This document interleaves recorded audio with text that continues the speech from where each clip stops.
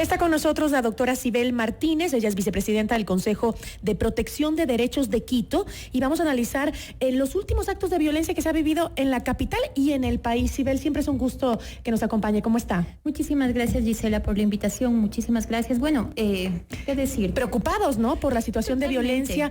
En el último feriado entiendo que se registraron 2 femicidios y escuchábamos las noticias de Guayaquil que esta joven mujer a la que la asesinaron para quitarle su niño. Los niveles de violencia, yo creo que, bueno, ya lo vivimos en las protestas en el país, ¿no? Pero esos son los niveles de violencia que vivimos a diario en nuestra sociedad. El tema del femicidio es parte de eso, de lo que vivimos a diario. Exactamente. Yo creo que la violencia en la sociedad, lastimosamente, se ve hoy por hoy como una forma de relación. Es decir, una forma de resolver conflictos y una forma válida de manejar nuestras interrelaciones sociales. Lastimosamente es así. Ahora, con el tema de femicidio, el análisis, ir un poquito más allá y pensar que lastimosamente la violencia de género es una constante en nuestra sociedad. No la hemos sabido erradicar, no la hemos podido prevenir con ciertas situaciones que como movimiento de mujeres, pero también desde el Consejo de Protección de Derechos nos llama mucho la atención. En algún momento, no hace mucho, en este mismo año, recuerdo que hubo varias voces cantantes, entre ellas la Defensoría del Pueblo, entre ellas el Consejo de Protección de Derechos, que hablaba de una emergencia social frente a temas de violencia. Cuando lastimosamente vimos todos morir en manos de su femicida, ¿no es cierto?, tanto a Diana como vimos también la violación grupal de Marta. ¿Ha cambiado la situación desde entonces? ¿Tampoco cambió cuando tipificamos en nuestro Código Penal el femicidio? Creo que se disparó, más bien el femicidio siguió subiendo. Las cifras de mujeres asesinadas por sus parejas o asesinadas por temas de género, pues no ha cambiado. Y no ha cambiado porque seguramente como sociedad podemos protestar, podemos hacer bulla frente a estos temas, pero sí, no tenemos una ley que termine de decantar la ley de prevención de la violencia contra la mujer en el territorio, si no tenemos un sistema de protección de derechos que comporte un verdadero obstáculo para esas víctimas, efectivamente esto no cambia. Al hablar de sistema de protección no hablamos únicamente de atención, o sea, de ver qué hacemos después de que esta víctima ha fallecido, ya fue agredida, y entonces podemos dar un bono a sus hijos, que tampoco es la solución, ¿no es cierto?, sino que más bien cómo cambiamos esos patrones socioculturales, esos estereotipos de género que nos hacen muchísimo daño como sociedad y que hoy por hoy siguen manejándose, ¿no es cierto? Pudimos ver en las protestas sociales, las podemos ver a diario, en el manejo que tienen los niños desde pequeñitos hasta el manejo que tenemos nosotros los adultos como mal modelo de comportamiento. Así es, veíamos hace poco también de este niño venezolano, el que fue brutalmente agredido por sus compañeritos, niño de 6 años, totalmente vejado y agredido por sus compañeros por simplemente el hecho de ser venezolano y migrar a otro país en busca de un mejor futuro, ¿no? Esas cosas radican en lo que dices, el tema de cómo como sociedad nos correlacionamos, obviamente con una fuerte inversión del machismo en esta sociedad. Un tema que también me preocupa sobre lo que estamos conversando es el hecho de que se vienen elecciones que siempre generan un mismo patrón, ¿no? La violencia de género, que ahora también quieren reformarlo en la ley, pero que yo creo que eso no cambia a través de la ley, del papel, cambia a través del comportamiento social. La violencia política, sobre todo hacia las mujeres, lo que se viene, óiganme bien, en elecciones, va a ser terrible, terrible. Y lo hemos visto ya durante las protestas, ¿no? A favor o en contra, si es que eres mujer, realmente complica la situación porque son mucho más fuertes contigo. Cuando tú decides tomar un papel político frente a estos temas, te enfrentas a un montón de situaciones que yo creo que nos sobrepasan, ¿no?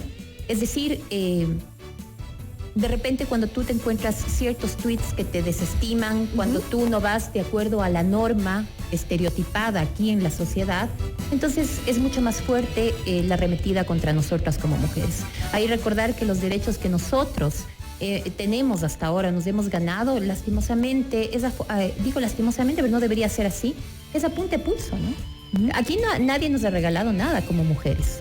Todo el esfuerzo que hacemos por obtener un espacio, sea político, sea público, igualdad de remuneración, cuando se trata de temas sociales, igualdad en ese trato, es sobre la base de nuestras luchas, ¿no? De nuestras convicciones, nos llaman feminazis, nos ponen contra la pared en muchas situaciones.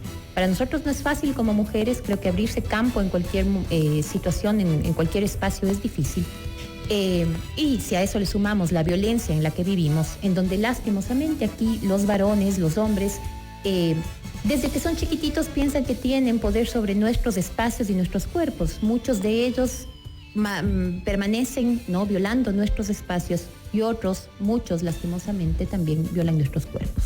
Creo que se ha querido dar pasos bien intencionados desde los gobiernos para cambiar esta situación, pero como decíamos, las cifras siguen siendo iguales, van creciendo, el aumento de la violencia contra la mujer, los femicidios van creciendo en nuestro país, y eso quiere decir que por más esfuerzos que se hagan, pues tal vez no es por ahí por donde debemos ir, ¿no? El camino tiene que ir por otra parte. También el tema de la sanción, ¿no? Y de la condena. El otro día leía un tuit que me pareció bellísimo, que decía, desde ahora voy a impulsar a que mis amigos critiquen y sancionen, decía un hombre, a aquellos hombres que acosan y que maltratan a una mujer. Y esa es una reacción interesante, ¿no? Porque generalmente el hombre festeja ese tipo de cosas, no la sanciona, ¿no? Exacto, pero ¿sabes qué? Yo creo que también hay que hacer un análisis un poquito más profundo de lo que está haciendo realmente el Estado frente a estos temas de violencia. A mí me preocupa mucho una noticia que la estábamos analizando en este fin de semana respecto a una reforma a la Secretaría de Derechos Humanos, que dentro de esta Secretaría existe una Secretaría de violencia, de que trabaja, ¿no es cierto?, la violencia contra la mujer, las niños y adolescentes. Y se ha pedido una reestructura en esta Secretaría de Derechos Humanos, en donde ya no habrá una secretaría específica que trabaje estos temas, sino se quedará en una dirección.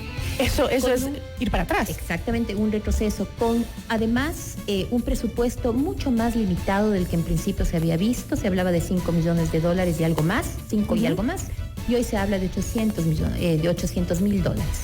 Entonces, frente a esa situación, también hay que recordar algo. Nosotros como sociedad podemos hacer cosas. Es importante trabajar en casa y en familia sobre este tema de erradicación de los estereotipos. Pero también hay que hacer entender al Estado que esta situación es algo que no pasa a la distancia, alejado de ellos. Ellos tienen una responsabilidad frente a este tema. Hasta el día de hoy, esa ley que fue promulgada ya en el 2018, hasta el día de hoy, no termina de decantar en el territorio, como les decía, pero adicional a eso, no hemos hecho ninguna variante, es decir, la sociedad no se ha apropiado de esta ley, porque además el sistema de protección de derechos de niñas, de mujeres, de niños, no funciona en el país. Y entonces nos pasamos lamentando, de nada sirve, yo creo, una consternación generalizada como la que vivimos desde hace mucho tiempo con todos estos actos de violencia, si además no tenemos algo tangible para decir estamos cambiando nuestra cultura social en materia de violencia. Y por el contrario se va para atrás en cuestión de recursos y de aportar entidades que funcionen en esa lucha. Se ha hecho un reclamo oficial al gobierno por este intento, pues, de mermar estos centros de ayuda especialmente para la violencia de género. En el tema de la Secretaría de Derechos Humanos, que además fue una respuesta a cuando salió el Ministerio de Justicia, digamos, esa fue por presión social incluso que se creó. Hoy por hoy, esto que te comento reciente es de ahora. Estoy seguro que el movimiento feminista y todos quienes trabajamos protección de derechos o derechos humanos en general, vamos a ser muy críticos frente a esta situación. No podemos regresar en derechos, no puede existir una regresividad de derechos en donde los más afectados son los grupos de atención prioritaria, es decir, entre ellos los niños, las mujeres, ¿no es cierto?, pero también los pueblos y nacionalidades indígenas, también los adultos mayores. Es decir, hay 12 grupos de atención prioritaria, por ejemplo, como consejo trabajamos en esto. Para nosotros sí es un grave problema el que veamos cómo se está de una u otra forma, en vez de fortalecer este sistema de protección, se lo desmantela cada decisión que se toma a través del Estado, ¿no?, del gobierno. Y creo que no es un tema únicamente para los grupos de defensa de los derechos de las mujeres o los grupos feministas. Yo creo que es un tema de sociedad, ¿no? Como decíamos, son los grupos más vulnerables, no solo las mujeres, sino también nuestros niños y nuestros indígenas. Yo creo que es un tema que preocupa a todos y del que tenemos que hacernos eco todos los ecuatorianos. Sibel, se nos acabó el tiempo. Yo le agradezco muchísimo por acompañarnos y sobre todo por hacernos saber de estas denuncias que tienen que tener eco en el gobierno es la única forma en que podemos avanzar en derechos, ¿no? Sí, muchísimas gracias, Gisela, por la invitación y simplemente dejar esta reflexión, ¿no?